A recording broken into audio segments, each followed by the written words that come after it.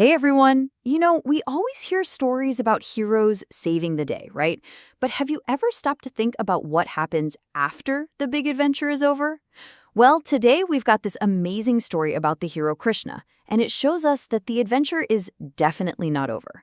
We're going to explore two incredible acts of kindness he performs, and you'll see they are completely different. So get this. Krishna has just saved the entire city of Mathura.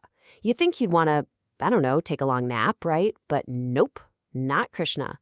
The very first thing on his mind is to remember the people who are kind to him and go pay them a visit. Okay, so first up, a wish is granted. This first visit is all about a very special kind of kindness, the kind where you make someone's secret, heartfelt wish come true. Let's see who gets their wish. He thinks about a serving girl named Trivakra. Now, what she did for him wasn't some huge, epic deed. She just offered him a little bit of nice-smelling ointment. It was just a small, simple, kind moment. But Krishna? He remembered, and he decided to go all the way to her home just to say thank you. The story says he went right to her griham. And hey, that's our first Sanskrit word of the moment. How cool is that? It's pronounced griham. Can you say that? Griham.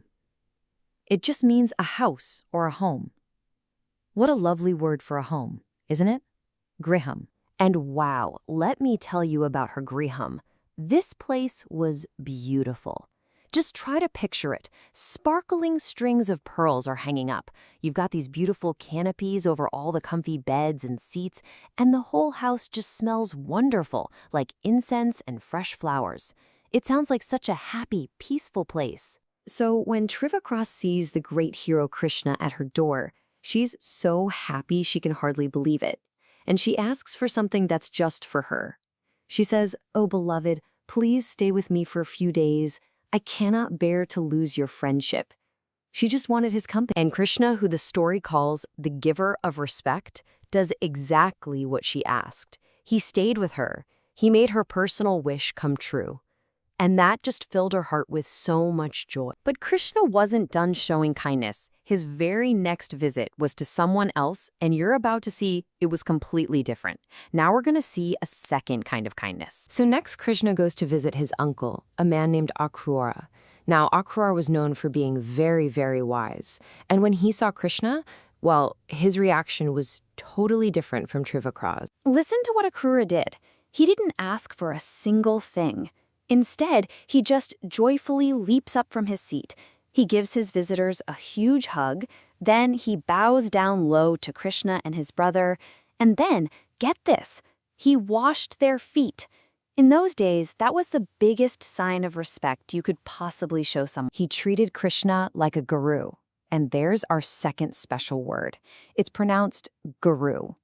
A guru is more than just a teacher. It's a master, someone you look up to with all your heart. Akrura didn't just see his nephew. He saw a great guru for the entire world. So instead of asking for something for himself, Akrura just praises Krishna. He says these amazing things like, "You are the cause of the universe."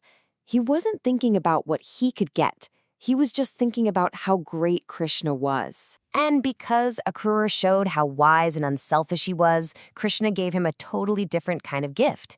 It wasn't a thing you could hold in your hands, it was a secret mission. Krishna trusted him with a very important job, to go check on their relatives, the Pandavas, who needed help. So there you have it, 2 visits and 2 very different kinds of kindness. Let's put them side by side and figure out what this story is really telling us. Okay, look at this.